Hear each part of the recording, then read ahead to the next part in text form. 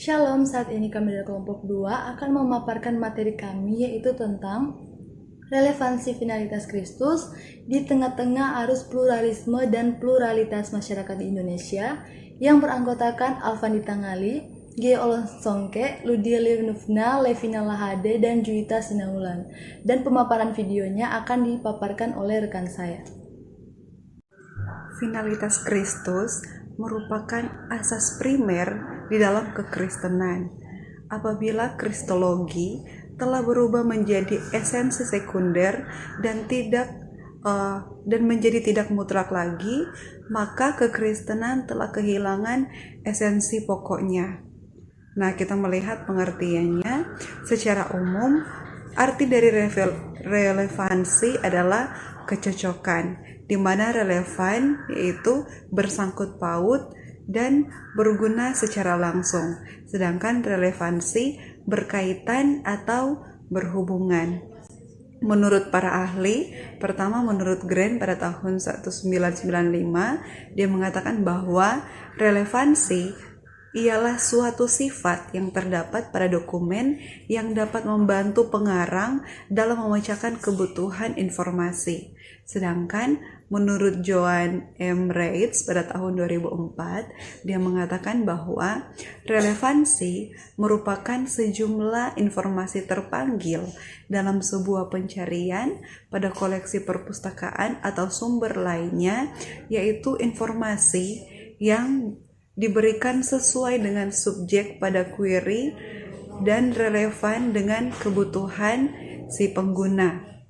Nah, kita melihat dalam kaitannya dengan finalitas Kristus bagi teologi Alkitabiah.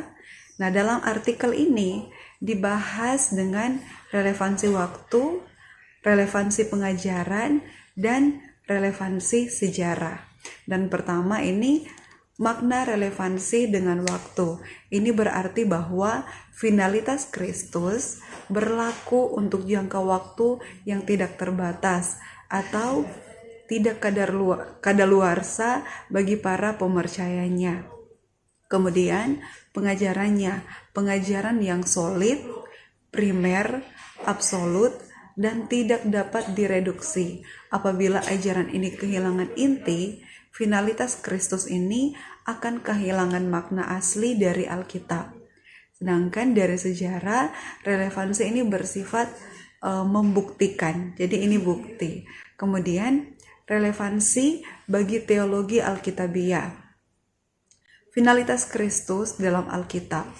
Walaupun serangan terhadap Yesus dilancarkan dari abad ke abad, namun ada satu fakta yang tidak dapat disangkal oleh semua orang di dalam sejarah kehidupan manusia di bumi, bahwa yang pertama, Yesus sebagai pusat sejarah, dan yang kedua, Kristus sebagai pusat pemberitaan perjanjian lama, yang ketiga, Yesus sebagai pusat pemberitaan perjanjian baru, yang terakhir, finalitas Kristus dalam sejarah gereja.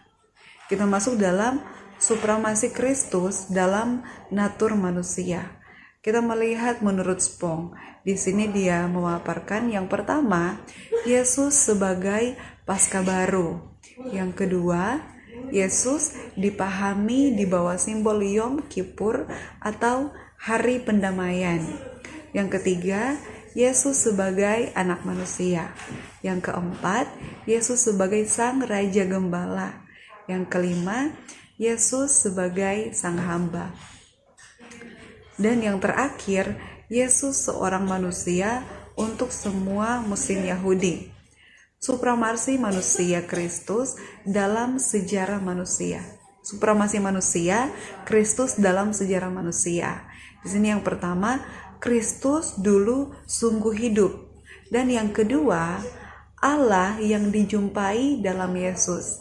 Yang ketiga, Yesus menghancurkan batas kesukuan.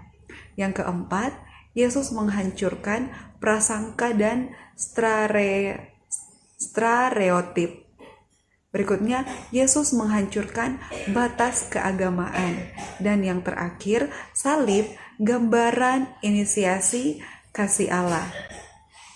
Relevansi bagi kehidupan orang Kristen.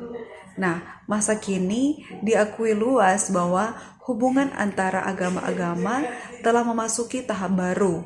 Interaksi ekonomi global, kesaling tergantungan sistem politik dan berbagai peristiwa global serta perluasan sistem komunikasi elektronik melintasi batas-batas nasional dan budaya telah menciptakan situasi tertentu. Nah, situasi tersebut mempertemukan berbagai budaya berbeda dan tradisi keagamaan dengan cara yang tidak pernah terjadi sebelumnya.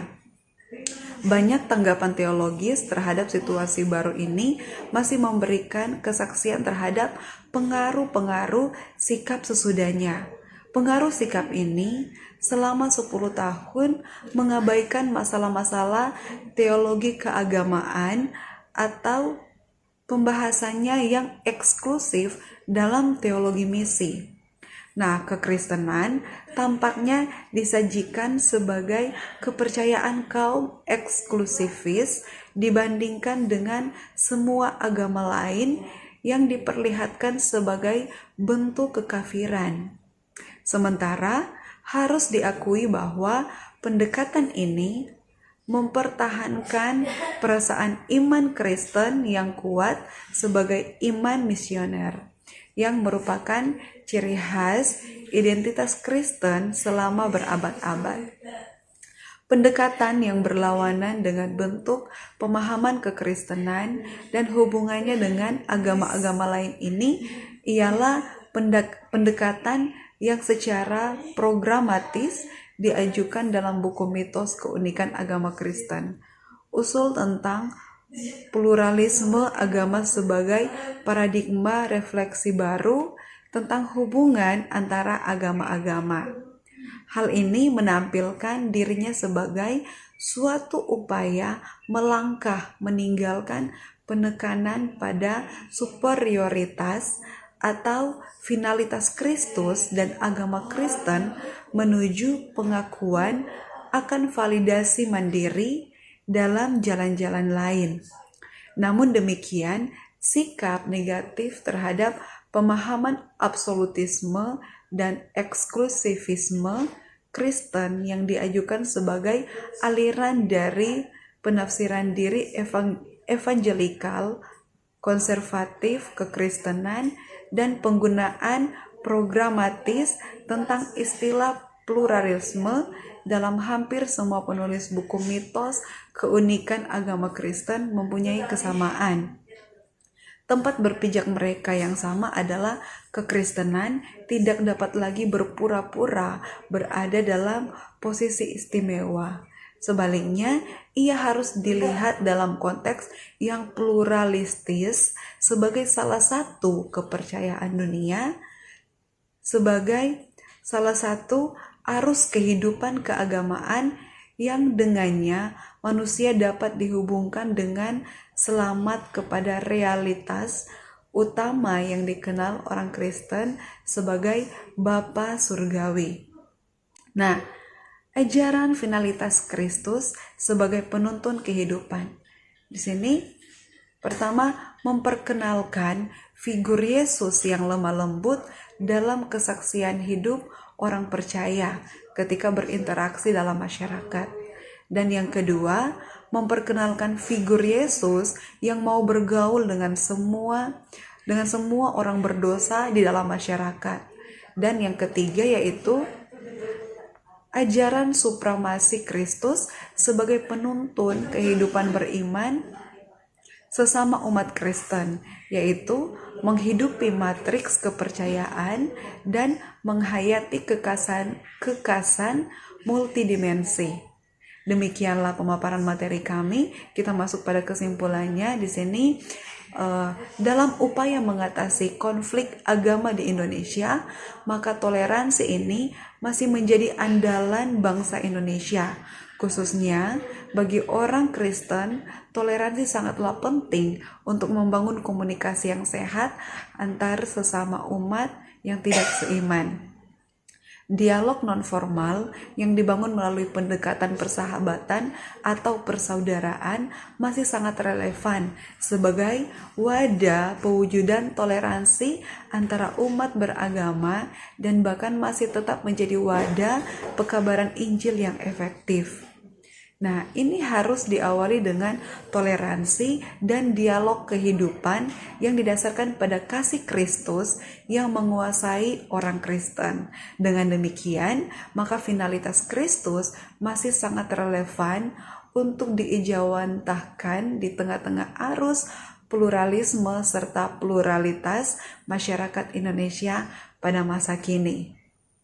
Puji Tuhan, demikianlah pemaparan materi dari kelompok kami. Terima kasih, Tuhan Yesus memberkati.